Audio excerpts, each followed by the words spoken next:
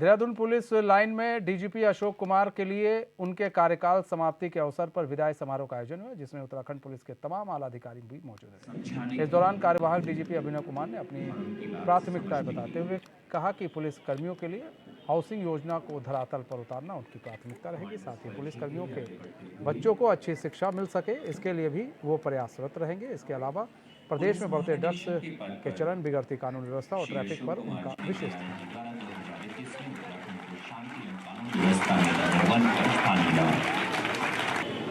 ये सबसे पहले तो मैं समझता हूँ जो 12 नवंबर से लेके और 28 नवंबर तक 17 दिन का सिलक्यारा में आप लोगों ने देखा किस प्रकार सारी एजेंसीज लगी थी, केंद्र सरकार की और प्रदेश सरकार की।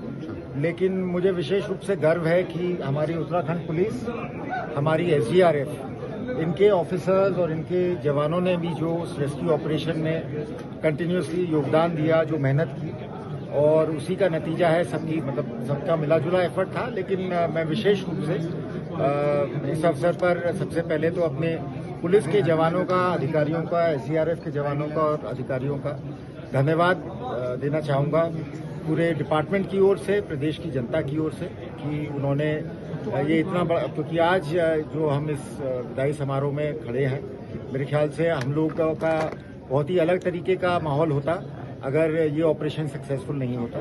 तो पहले तो उसके लिए मैं उन सबको बधाई देता हूँ। और इस ऑपरेशन से जो हमको सीख मिली है, एक तो ये कि हमारी उत्तराखंड पुलिस की जो as a disaster response force और एज अ फर्स्ट रिस्पॉन्डर जो क्षमता है, उसको हम और बेहतर बनाएंगे, क्योंकि हमारा प्रदेश जो है आप जानते ही हैं सेस्मिकली और एनवायरमेंटली बड़ा सेंसिटिव है, फ्रेजाइल जोन में है। तो हमें ये कैपेसिटी बढ़ानी है।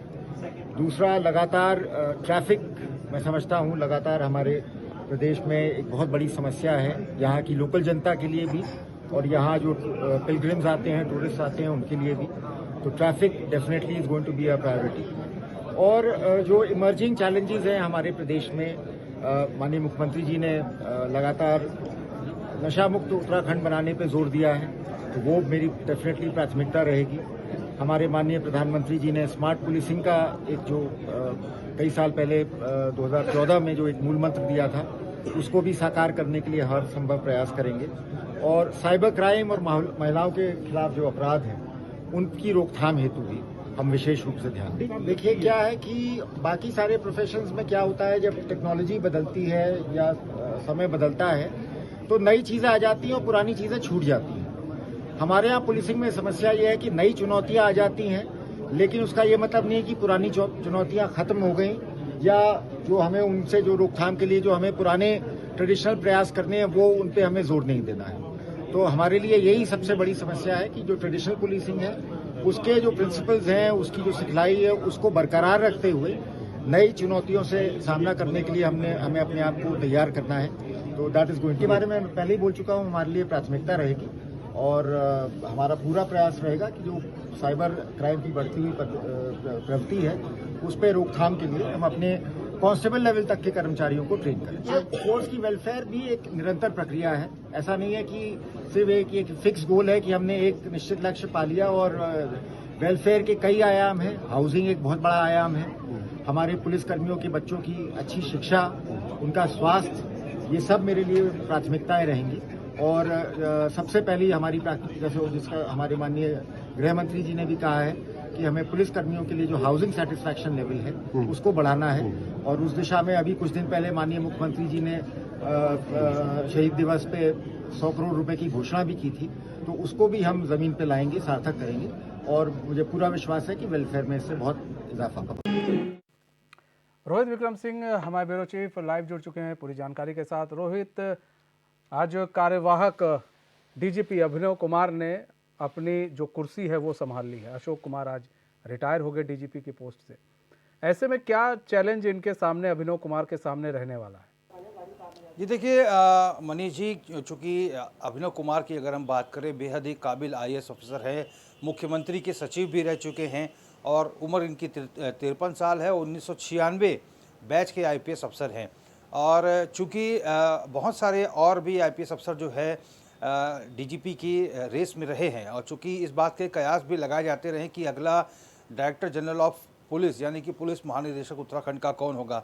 हालांकि दीपम सेठ और पीवीआर प्रसाद जो पीवीके प्रसाद हैं वो इस रेस में आगे रहे हैं, लेकिन चूंकि मुख्यमंत्री पुष्कर सिंह धामी के बेहद ही पसंदीदा अधिकारियों में से अभिनव कुमार माने जाते हैं और ऐसे में उनके नाम पर मुहर लगी है। अभी जो ब्रेकिंग इनपुट्स आई हैं उसके मुताबिक पूर्व डीजीपी अशोक कुमार ने अपना जो चार्ज है वो वर्तमान कार्यवाहक डीजीपी के रूप में अभिनव कुमार को सौंप दिया है पुलिस हेडक्वार्टर में। और आज एक विदाई का कार्यक्रम भी आयोजित किया गया था जिसमें चूँकि 3 साल जो है बतौर डीजीपी उत्तराखंड के अशोक कुमार रहे हैं और उस समय ये चार्ज संभाला जब पूरा देश और पूरा प्रदेश जो है कोविड महामारी से जूझ रहा था। सन 2000 में अशोक कुमार बतौर पुलिस महानिदेशक यानी कि डीजीपी उत्तराखंड के बने और उनके नेतृत्व में बहुत सारे राहत और बचाव के कार्य हुए। तमाम जो लॉ एंड ऑर्डर की व्यवस्थाओं को सुनिश्चित करना, कोविड काल में लोगों को ज़रूरत का सामान पहुंचाना, कोविड काल में मित्रता सेवा सुरक्षा का जो स्लोगन पुलिस प्रशासन का है उसको किस तरह से चरितार्थ किया जाए, आम नागरिक को किस तरह से सहूलियत मिले, ये तमाम चैलेंजेस जो हैं बतौर डीजीपी अशोक कुमार के सामने रहे हैं। और चारधाम यात्रा, बीते वर्ष की चारधाम यात्रा, इस वर्ष की जो चारधाम यात्रा रही है वो बहुत महत्वपूर्ण रही है चूँकि बहुत ही चुनौतीपूर्ण ये यात्रा रही है और इस बार कई रिकॉर्ड भी टूटे हैं और पुराने आंकड़े भी ध्वस्त हुए हैं। लिहाजा पुलिस प्रशासन में समन्वय और सामंजस्य की भावना को एकजुट करना, आपदा की जो न्यूनीकरण की टीम है, आपदा प्रबंधन की टीम है, एसडीआरएफ की टीम है और विजिलेंस की जो टीम है, तमाम चीज़ों को एक सही सूत्र में बांधे रखना बतौर डीजीपी जो है अशोक कुमार इसमें बेहद सफल रहे हैं।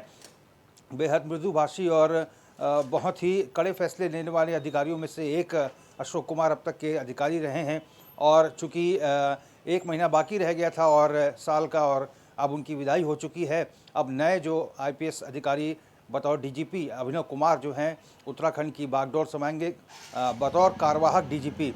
बहुत सारी चुनौतियां रहेंगी उनके सामने क्योंकि हालांकि चुनौतियों को भेदने का लक्ष्य और चुनौतियों से निपटने का जो एक फार्मूला है वो अभिनव कुमार के पास है क्योंकि वो बतौर एसएसपी हरिद्वार में और देहरादून में रह चुके हैं, आईजी गढ़वाल के पद पर भी रह चुके हैं, बहुत ही सीनियर अधिकारी हैं और विषम परिस्थितियों में काम करने का उन्हें अनुभव है।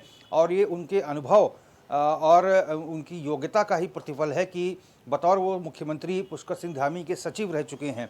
तो ये तमाम चीज़ें जो हैं कहीं ना कहीं अन्य अधिकारियों से अलग करती हैं अभिनव कुमार को और इसीलिए मुख्यमंत्री ने ये विश्वास जो है अभिनव कुमार के ऊपर जताया है, उन्हें नया जो है कार्यवाहक डीजीपी बनाया है अग्रिम आदेशों तक। और चूँकि सुबह से ही बधाई देने वालों का सिलसिला चलता रहा, सुबह जो है पुलिस लाइन जो देहरादून का है वहाँ पर विदाई का कार्यक्रम जो है निवर्तमान डीजीपी अशोक कुमार का रहा और जो नवनियुक्त कार्यवाहक डीजीपी हैं अभिनव कुमार वो उस समय मौजूद रहे। तमाम चीज़ें, तमाम जो बागडोर है अशोक कुमार ने अभिनव कुमार को सौंपी हैं और भविष्य में किस तरह से काम करना है अपने अनुभव को लेकर बहुत सारी गुण भी उनको बताते चले हैं वो। और चूँकि अब उत्तराखंड में आने वाले दिनों में मनीष जी इन्वेस्टर समिट भी होना है और चारधाम यात्रा यहाँ पर बहुत बड़ी चुनौती रहती है। नया साल जो रहता है वो उत्तराखंड के लिए बड़ा ही महत्वपूर्ण रहता है क्योंकि देश और दुनिया के तमाम जो पर्यटक हैं लाखों करोड़ों की संख्या में उत्तराखंड का रुख करते हैं। इस संदर्भ में भी और इस लिहाज से भी उत्तराखंड में कानून व्यवस्था को एक सूत्र में बांधे रखना ये बतौर पुलिस महानिदेशक जो है अभिनव कुमार के ऊपर ये जिम्मेदारियां रहेंगी। हालांकि वो 53 साल के हैं, 53 साल में उन्होंने बहुत सारे क्षेत्र में 1996 से लेकर अब तक जो है बहुत सारे क्षेत्र में नए ठीक है, काफ़ी चुनौतियां रहेंगी, उन चुनौतियों से भी वो निपटेंगे। फिलहाल बहुत बहुत धन्यवाद रोहित हमारे साथ जुड़ने के लिए और तमाम जानकारी साझा करने के लिए।